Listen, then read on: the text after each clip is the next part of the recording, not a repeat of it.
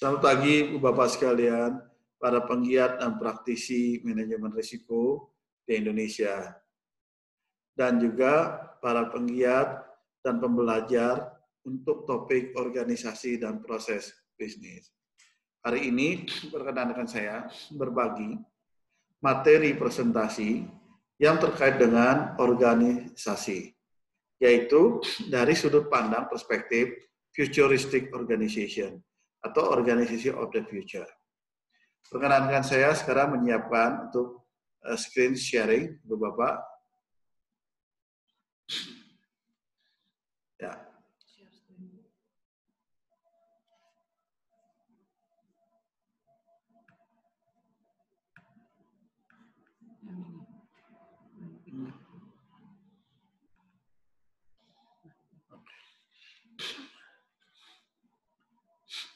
Ya. Ya, kalau kita bicara organisasi dan bisnis proses, itu adalah dua hal yang tidak terpisahkan. Tetapi hari ini saya ingin menyoroti tentang future perspective of organization. Apa itu? Satu slide ini memberikan gambaran. Organisasi zaman sekarang dan zaman nanti atau ke depan, itu setidaknya ada 14 prinsip atau katakan kadang-kadang karakteristik tentang organisasi di masa depan. Di sini kita lihat akan satu-satu, yaitu organisasi itu globally distributed with smaller team. Apa tuh artinya? Kita lihat sini. Globally distributed with smaller team artinya udah nggak zaman lagi satu perusahaan itu terdiri dari ribuan orang, puluhan ribuan orang, ratusan ribu orang, tidak. Tapi organisasi itu akan semakin ramping, dan bahkan tidak lagi memerlukan tempat yang amat sangat luas untuk selalu bersama-sama di dalam satu tempat. Nah, hal ini juga sudah tidak akan zaman lagi ada headquarter, ada katakan kantor cabang dan lain-lain. Akan pecah-pecah menjadi tim-tim yang kecil, seperti kita ingat Jeff Bezos, kalau Bapak Ibu ingat, adalah salah satu pelopor organisasi ramping yang mengatakan adanya two piece rule, yaitu kalau perusahaan sudah terlampau besar dan timnya sudah sampai terlampau besar, lebih besar dari kebutuhan 2 pizza untuk makan siang, itu artinya too big. Jadi, tim itu diharapkan makin kecil. Itu adalah karakteristik pertama dari future of organization. Yang kedua, connected workforce. Company sekarang sudah tidak memiliki lagi suatu privilege, atau suatu kebutuhan, atau suatu keterpaksaan tadi untuk bersama-sama di suatu tempat. Di sini ada connection itu perlu. Ada collaborative technologies. Dan teknologi dalam hal ini makin lama makin murah, makin relevan, makin cepat. Dan akan sangat makin membantu connected workforce ada di mana saja, di segala tempat, untuk bersama-sama berkolaborasi, melakukan satu kegiatan untuk tujuan bersama. Yang ketiga, entrepreneurial.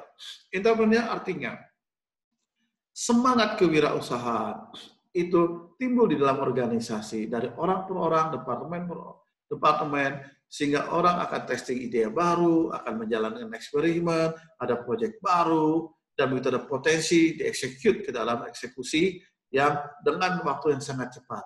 Tidak zaman lagi ide dipikirkan berlama-lama, dikaji berbulan-bulan, bertahun-tahun baru dieksekusi. Tidak. Jiwa entrepreneurial akan menjadi suatu DNA atau bloodline dari suatu organisasi sehingga perusahaan akan mampu memanfaatkan opportunity secepat mungkin. Karakteristik berikutnya adalah operates like a small company. Apa yang mau disampaikan di sini adalah perusahaan small company itu biasanya agile, tangguh, adaptasinya cepat sekali. Perusahaan besar dengan ribuan orang, dengan katakan kantor dan katakan pabrik yang besar sekali, tidak mudah adaptasi kalau terjadi apa-apa. Nah, di sini nantinya kita bisa berpikir atau terpikirkan, company ini akan dioperasikan seperti small company, terlepas dari berapa besarnya si bisnis yang mereka miliki. Kemudian, kita juga akan melihat organisasi akan fokus kepada want, bukannya need. Kenapa? Employee zaman nanti, yang sekarang milenial atau generasi akhir, mereka kalau bekerja bukan they need to be in a certain company, but they want to be. Seperti apa sih saya mau bekerja dan apa yang akan saya kerjakan. So, waktu kita akan merekrut atau katakan kita mau jaga talent-talent kita di organisasi, kita berharap they like to want be here with organisasi, bukan need, bukan sekedar cari makan. Oke. Kemudian adaptasi to change faster. Company yang sekarang terlalu lambat melakukan perubahan, terlalu lambat melakukan adaptasi, mereka akan out of the business. Oleh karena itu, decision akan semakin cepat dan action semakin juga dieksekusi dalam waktu dekat daripada decision yang sudah dibuat. Dan adaptasi ini bukan hanya sekedar teknologi, ini yang suka salah. Tapi perilaku, behavior, pay attention, ya, mau untuk coba, mau untuk melangkah. Teknologi hanyalah alat bantu. Orang suka salah pikir, oh, saya sudah adopsi teknologi, maka saya bisa adaptasi untuk cepat. Tidak, Ibu Bapak. Bagi seseorang yang sulit bangun pagi, silakan dikasih 10 alarm atau waker. Dengan segala teknologi yang luar biasa, tetap tidak bisa bangun pagi. Ada orang yang bisa bangun pagi dan niat bangun pagi, tidak ada waker pun bisa bangun pagi.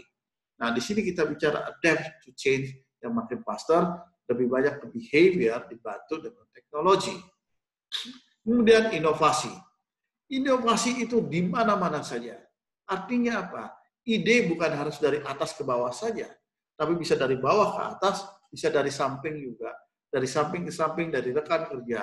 So, kita punya ability untuk katakan menginovasi sedemikian rupa agar kita mampu. Oke, dari ide yang bagus menjadi suatu hal yang bermanfaat. Di sini saya mau tekankan kata-kata ide dan inovasi itu tidak sama. Karena orang sering sekali bilang, oh saya banyak ide, dia pikir banyak inovasi.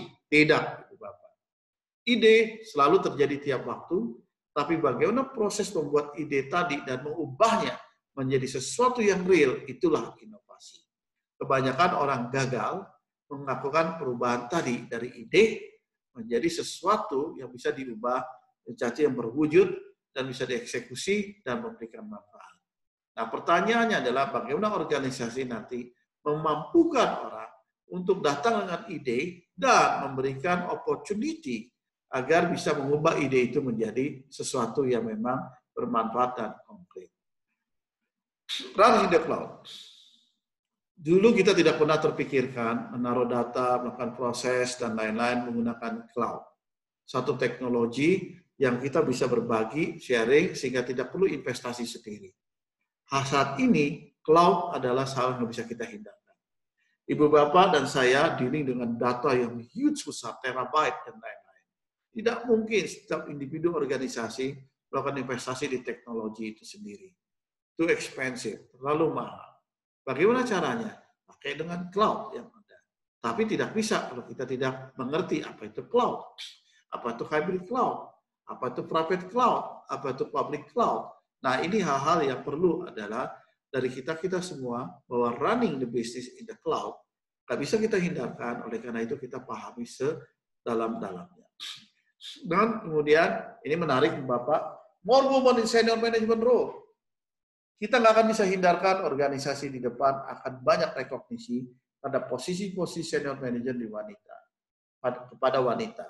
Nggak zaman lagi kita berpikir wanita itu terbelakang, nggak zaman lagi kita bisa berpikir bahwa wanita itu nomor 2, bahwa wanita itu dikasih kesempatan patutnya setelah yang laki-laki. Tidak lagi, Bu Bapak. Ini semua mengingatkan ke kita bahwa manusia itu adalah sama dalam pengertian punya hak dan kewajiban yang sama. Memang kita punya jenis dan gender yang berbeda karena kita saling melengkapi. Tetapi kalau di dalam future organization, ada hal yang cukup reasonable untuk kita pertimbangkan, yaitu wanita akan menjadi mayoritas populasi di dunia. Organisasi yang tidak punya keberadaan wanita di dalam posisi manajemen seniornya akan sulit memahami, katakan dinamika wanita sebagai klien atau sebagai mayoritas komunitas di mana lingkungan organisasi berada. Akan sulit. Oleh karena itu sangat wajar kita juga antisipasi akan keberadaan atau kebutuhan lebih banyak wanita di dalam peran-peran manajemen senior di suatu organisasi. Terakhir, Pak, flat structure. Struktur yang terlalu tebal, terlalu gendut, sudah nggak zaman. Sekarang kita struktur ini akan semakin ramping, semakin ramping, semakin ramping. komunikasi sudah nggak bisa lagi dari atas ke bawah saja, atau bawah ke atas saja, tapi bisa atas, bawah, samping, kiri, bahkan juga dengan para kompetitor atau pesaing. So, flatter structure menjadi arah si organisasi di masa depan. Tell story, company tadi, banyak orang mau bekerja sekarang bukan karena mereka butuh uang saja, tapi mereka juga mau melihat bagaimana identifikasi diri mereka, bagaimana mereka bisa berbagi dalam perwujudan atau merealisasikan hal yang mereka yakini baik. Oleh karena itu ada baiknya juga kita tell the story. Company itu need to tell the story tentang bagaimana company ini yang percaya tentang hal luhur dan bagaimana nilai-nilai luhur mereka itu bisa dijalankan. Nah, ini paling bagus adalah telling the story, storytelling. Dan democratizes learning. Learning zaman dulu sudah tidak zaman lagi. We can learn anytime we want. Kita bisa belajar dari siapa saja, dari colleagues yang baik satu level, dari bawah, dari atas, kita akan belajar. Nah, di sini kita siapkan democratizes learning. Kita peka, kita terhadap perubahan yang terjadi. Gak zaman lagi semua harus ditunggu instruksi dari atas untuk pembelajaran. Oke, Ibu Bapak. Dan adanya shift atau pergeseran dari sekedar mencari profit, mencari juga kemakmuran, ya, mencari juga kesejahteraan bersama. Nah, values nilai-nilai ini adalah hal-hal yang diharapkan organisasi di masa depan harus memiliki hal ini, berbagi hal ini, dan juga melakukan aktivitas bersama dalam mewujudkan hal ini. Membangun prosperity bukan sekedar profit buat si organisasi itu sendiri. Ya, Bapak, penutup dari bahasan hari ini, sederhana, saya ingin bertanya baik kepada Ibu Bapak dan saya sendiri juga, apakah kita sudah adaptif enough?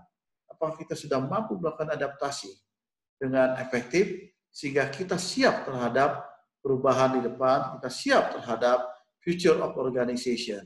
Entah Bapak Ibu sebagai owner, businessman, entah Bapak Ibu sebagai manajemen di sininya, atau direksi, entah Bapak Ibu juga sebagai employee, atau praktisi-praktisi yang memberikan juga jasa-jasa profesi kepada satu organisasi. Lebih baik kita pahami bagaimana organisasi ini di masa depan, dan kita sendiri menyiapkan juga kemampuan adaptasi terhadap hal tersebut. Sebaik-baiknya, seawal-awalnya.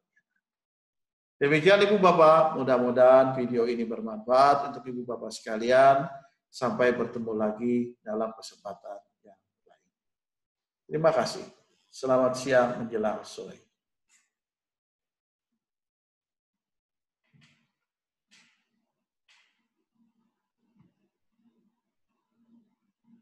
Stop sharing.